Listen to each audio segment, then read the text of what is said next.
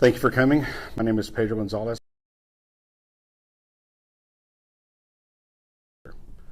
Today we're here to discuss an incident that occurred on February 14th in the city of Balch Springs.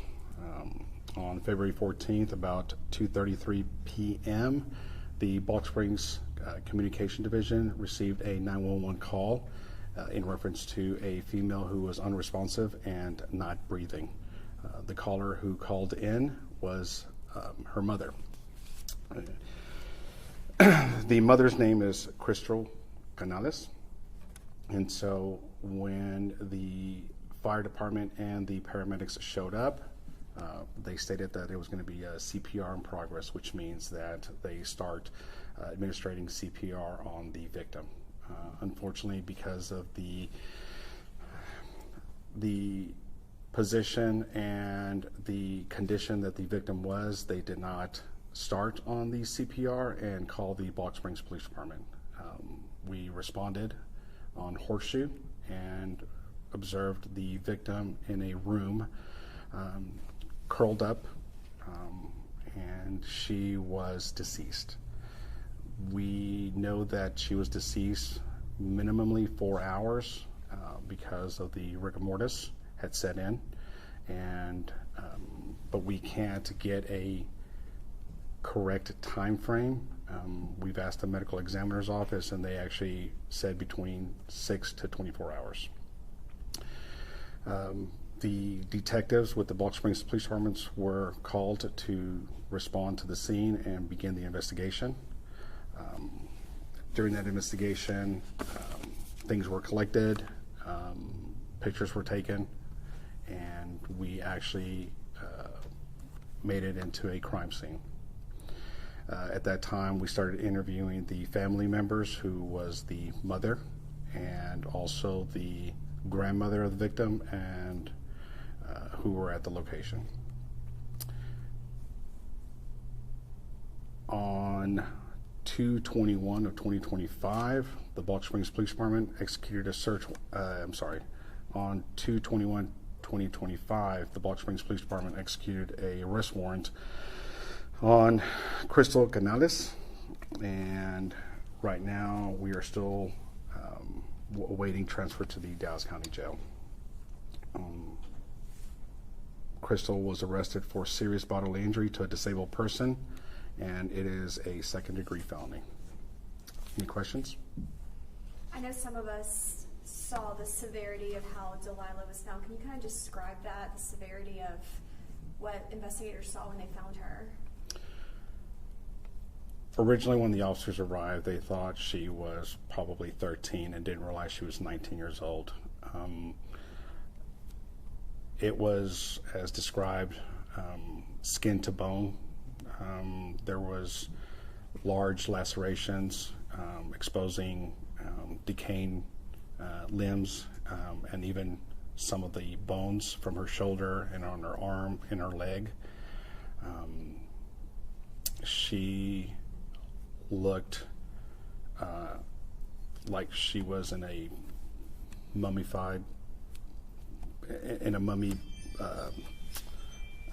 state of on the floor. I mean, it's just, I'm sorry. And she was just in a curled up position on the floor, and it was just unrecognizable for a 19-year-old to be in that position.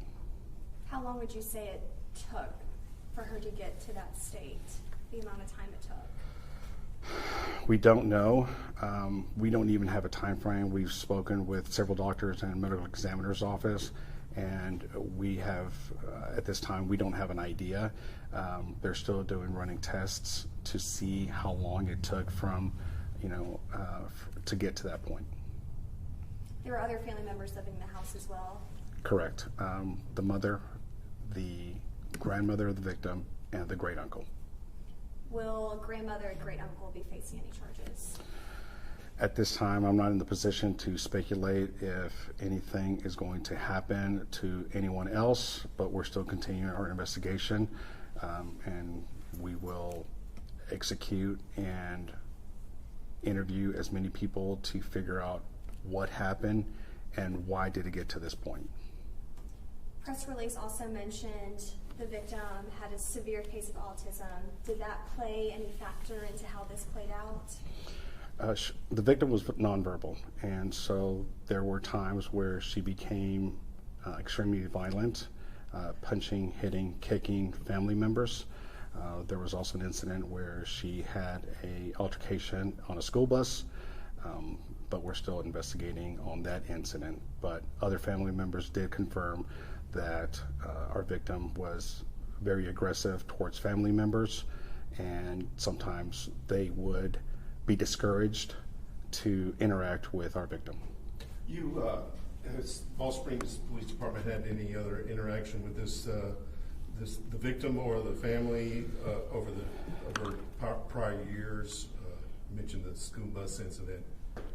The only incident that we had where we responded, or the last time we responded, was May of 2021, and it was just a welfare check. And so we went in there and everyone was fine, everyone was healthy, and there was no signs or issues at that time that led to this, something to this. I noticed you kind of felt a little emotional talking about, you've seen the photos and you're not intentionally we're not going to show those, you're not going to share those with us. Just describing this, it really gets to you, seeing these photos and knowing that this was a 19-year-old girl. Absolutely. As a father, our job is to protect our children, and when a nonverbal daughter lays helplessly, you sort of wonder what was going through her mind, where she couldn't communicate or even share some of her pain or suffering to others so that she can get additional help. And you described for us somewhat some of the injuries. Kind of, you showed us on your arm. Could you kind of show some of the things you saw in the photos? Describe that for us again. I don't remember specifically where. I was just pointing out on some, but I know that she was curled up and exposing on her right side, where she had, I know her shoulder bone was protruding out, and I know that she had some abrasions on her right leg, the way she was curled up. This incident happened February 14th, which was 8 days ago. We're now hearing about it. Kind of why did it take 8 days for the police to release anything, and what have y'all been doing in those 8 days? During that time, we were interviewing teachers, students, neighbors, family members. We were trying to get an autopsy, and we were trying to figure out if what was going on from the medical examiner on what their results were. We weren't sure if the victim had choked on something. On the affidavit, it states that the mother was feeding her goldfish. So at that time, we were unsure if what had happened at that time, and that led to her being deceased. Could an earlier welfare check have changed the outcome of this? Absolutely. If someone would have noticed or would have been any concern about the child, they could have easily called 911. We would have responded and personally checked on the victim, and maybe we wouldn't be here if that would have happened. You've been in this community for such a long time. Is this kind of one of the most worst crimes you've seen in this community? I don't know. It seems like it has affected you deeply. It has affected me deeply.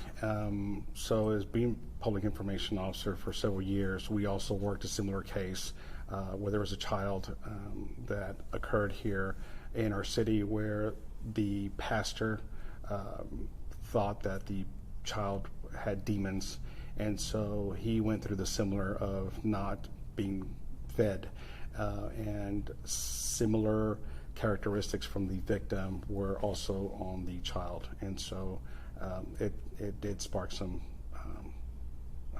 memories about that. Any message to the community that you want to say? If you see something like this, or how can the community help, or what can they do?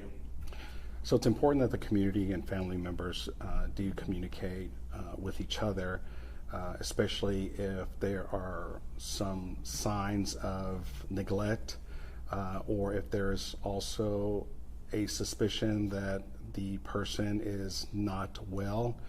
By all means, call 911, report that, I want to do a welfare check to make sure that this person is well.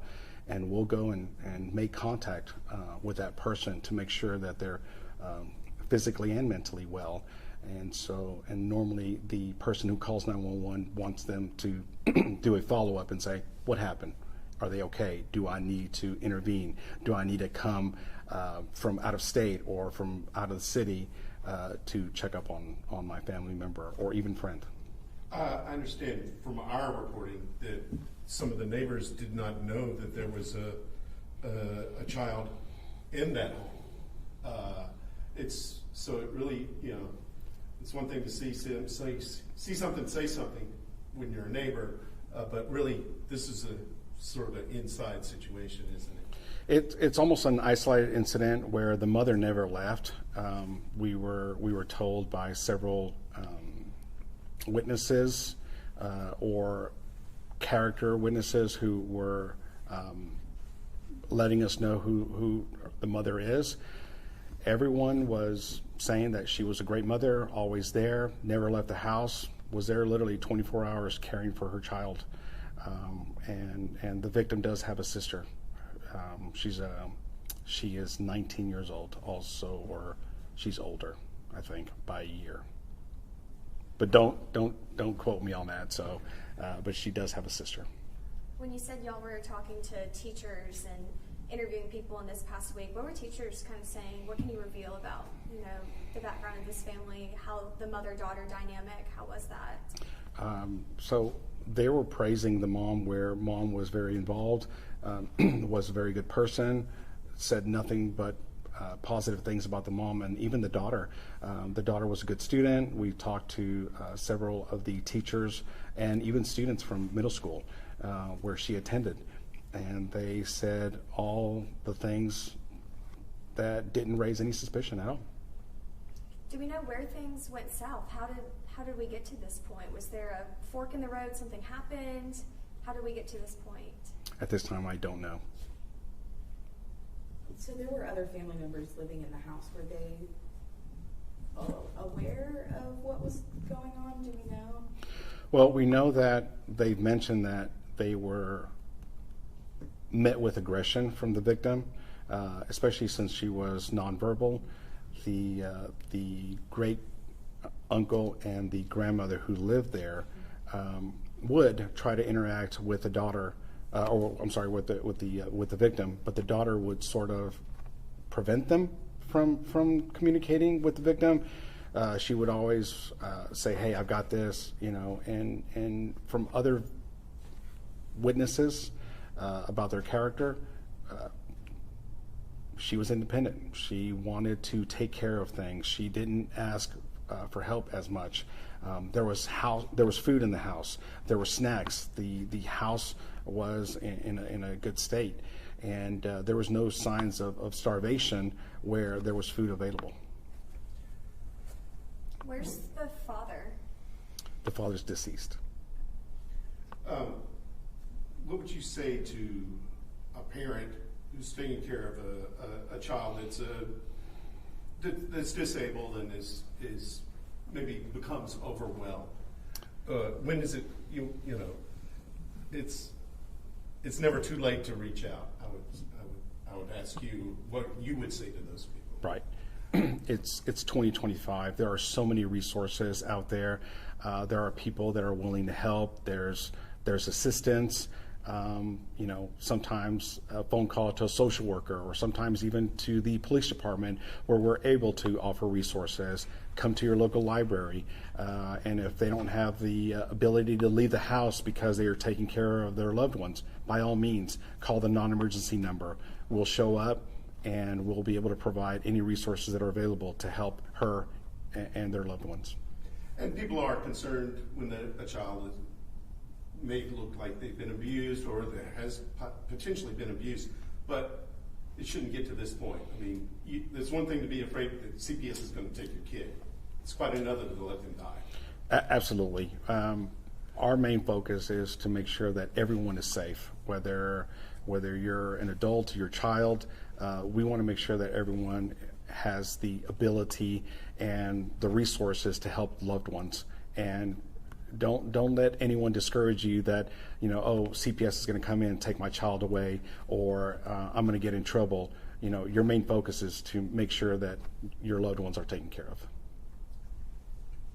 Do we know when the mom is being transferred to Dallas County? I do not know. I know that the day that we arrested her, Dallas County Sheriff's Department was unable to pick her up because the van was full of men. And so they were trying to prevent that from having the female go with the men.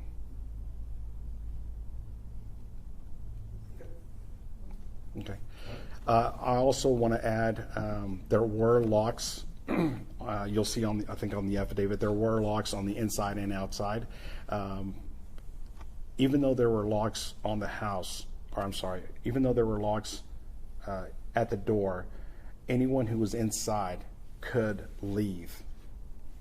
The reason why the locks were there was because they were trying to prevent from the victim becoming or getting aggressive towards other family members. And so to avoid any conflict, that's why the locks were placed on that door. Were the door locked when you guys got there? Did they have to breach the door? No, the door did not need to be breached, but I don't know if it was locked or if it was in a closed position.